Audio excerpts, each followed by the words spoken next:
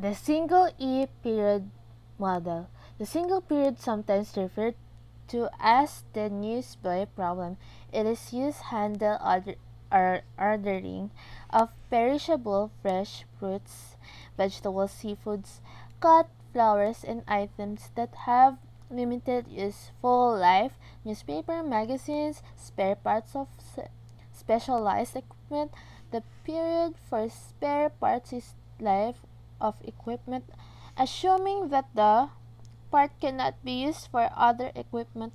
What sets unused goods apart is that they are not typically carried over from one period to the next, at least not without penalty. Day old baked goods, for instance, are often sold at reduced prices. Leftover seafood may be discarded, and out-of-date magazine may be offered to used bookstores at bargains rates. There may even be some cost associated with disposal of leftover goods. Borrowing lending is done through one single instrument, a one-period bond that yields interest rate. Consumers' budget constraint in market is complete. Continuous stocking levels. The concept of identifying an optimal stock level is perhaps easiest to visualize when demand is uniform. Choosing the stock levels is similar to balancing a seesaw, but instead of a person on each end of seesaw, we have excess cost per unit on CE on one end of the distribution, and shortage cost per unit CS on the other. The optimal stocking level is analogous to the fulcrum of the seesaw. The stocking level equalize the cost weight as illustrated in figure 13.16. It is also planned quantity of stocking on hand expressed as an average minimum or maximum. TBA does not include stock levels because they lack the phasing and do not account for supply in progress. Discrete stocking levels.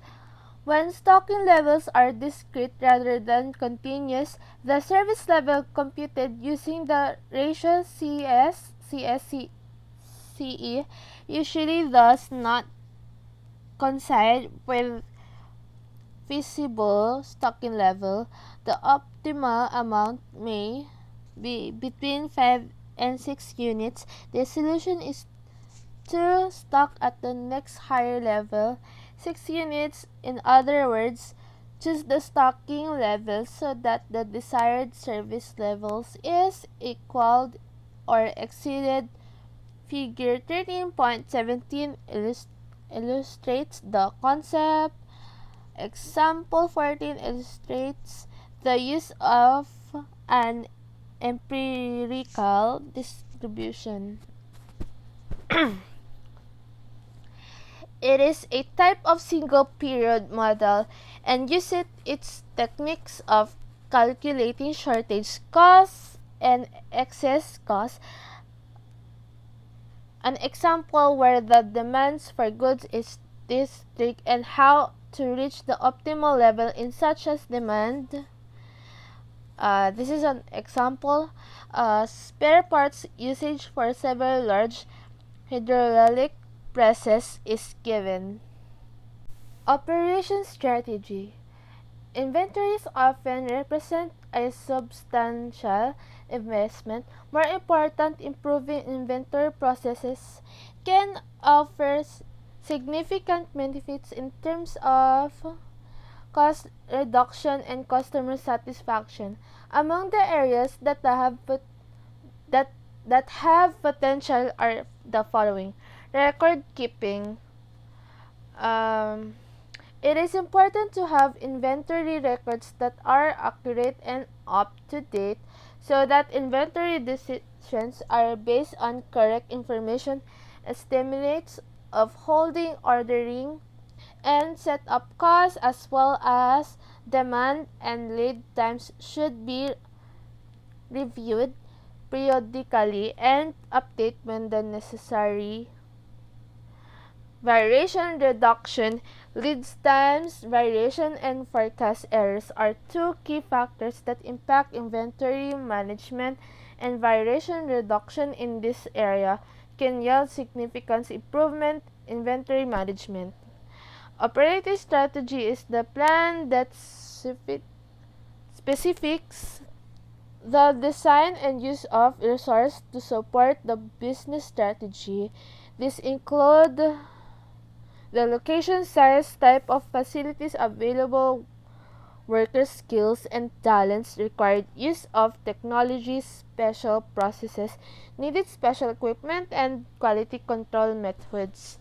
Uh, for the for the um, for the For the record keeping is the process of recording transaction and events and accounting systems. Since the principles of accounting rely on accurate and throughout records, record keeping is foundation accounting. And variation variation